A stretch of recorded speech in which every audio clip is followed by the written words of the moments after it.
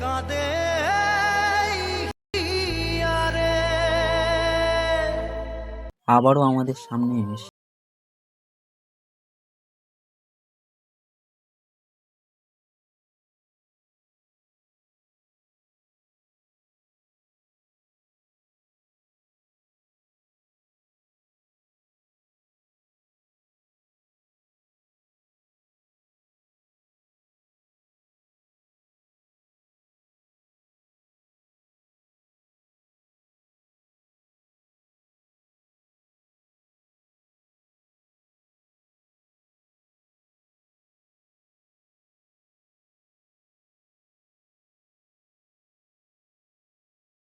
ঘটনাটির সূত্রপাত দীঘার সমুদ্র সৈকত।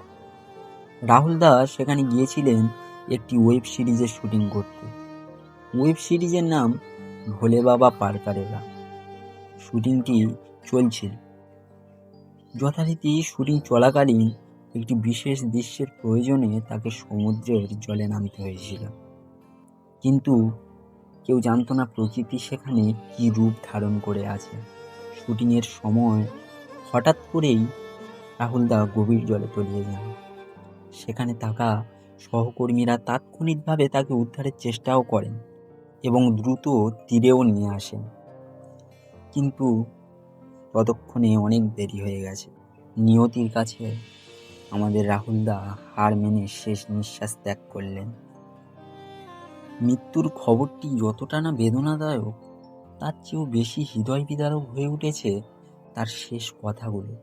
শুটিংয়ে আসার আগে তিনি তার পরিবারের সাথে কিছু সাধারণ কিন্তু আবেগঘন কথা বলেছিলেন। ঘনিষ্ঠ সূত্র থেকে জানা যায়, কাজের চাপে রাহুল দা কিছুটা ক্লান্ত ছিলেন, তবু হাসি মুখে স্ত্রীকে কথা দিয়েছিলেন এই শুটিংটা শেষে তিনি সময় বের করবেন, এবং তিনি চেয়েছিলেন তার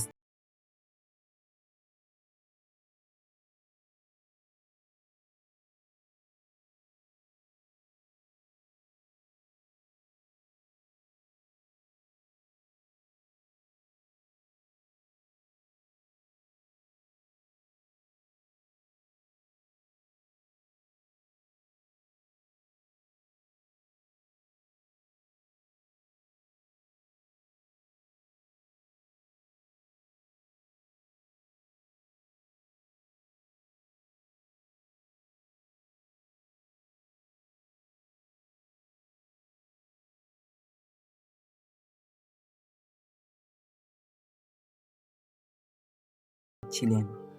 তিনি আজ কেবলই ফ্রেমবন্দি ছবি।